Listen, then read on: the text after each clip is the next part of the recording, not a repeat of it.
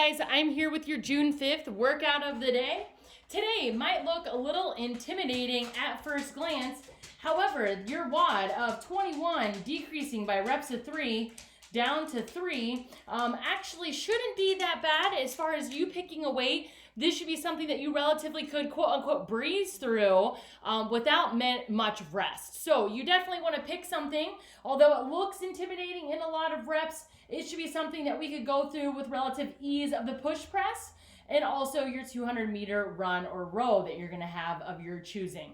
So something that we're not going to have to stop and take large amounts of breaks, something that maybe we could take a short break or break into short sets and continue going through, including your run or your row. So keep that in mind. That is the stimulus for today. Whatever's going to help with that, I think the best option would be scaling your weight in order to get that stimulus today of going through with as minimal breaks as possible. Your skill strength is going to involve accumulating 3 minutes total of an L-sit, and we'll talk more about that here once we're warmed up. Today, we're going to spend some time in the warm-up going through a 20-foot lane of some exercises. I'm going to purposely point out the knee hug and the walking toe grab, and I think the rest you guys will have down. And then we're also going to review the proper front rack position of shoulder press and push press, followed by some pose running drills because you do have running/rowing for your workout today.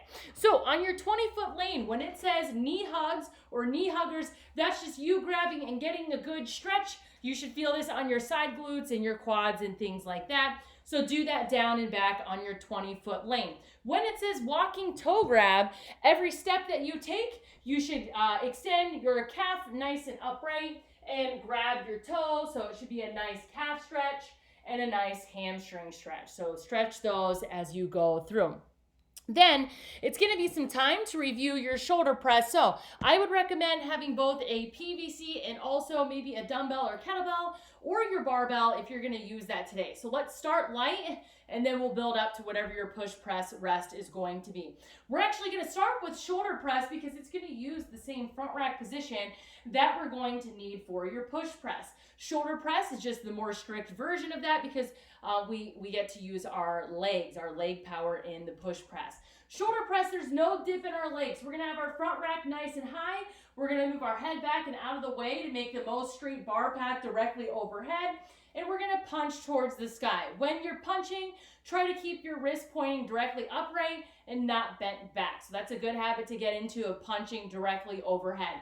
So again, good front rack, head is back. We're punching directly overhead with our wrists straightened out.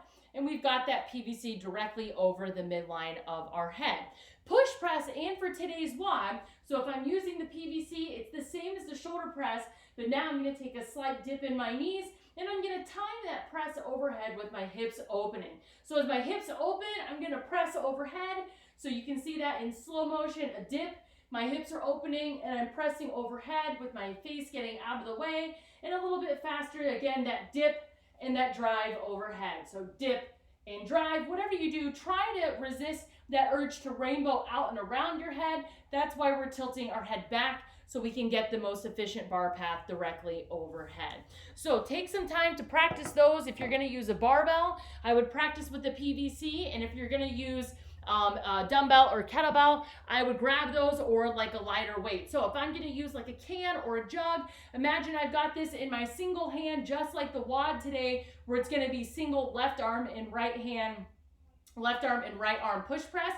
So I'm going to still have that good front rack position where I'm going to dip and then I'm going to drive. So again, if I've got my weight in my hand, if I'm going to use single weights today, I've got that left arm and I'm going to dip and then I'm going to drive. So it's no different than when I have the PVC in my hand or the barbell. I should still have that nice front rack position.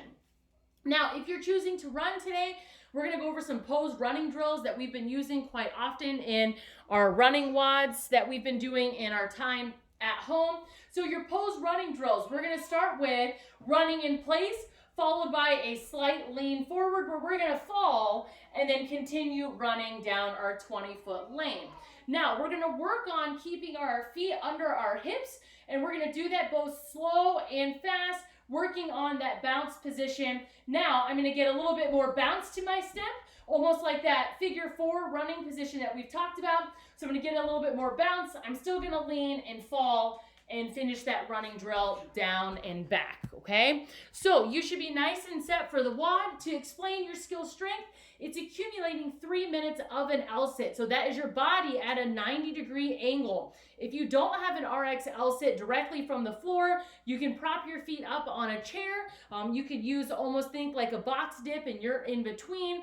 You could be hanging from something, or instead of our legs being directly out in front, we could tuck and bend a knee, or maybe even both of our legs to make that L-sit even easier. So that means every time you break your L-sit, you need to pause your timer so that you accumulate a total of 3 minutes. So I would pick a variation for today if you don't have RX L-sits that you can get it done in 8 minutes or less. So whatever breaks you're taking in between, you're not totaling more than 8 minutes. So good luck with this one, guys, and we'll talk to you later.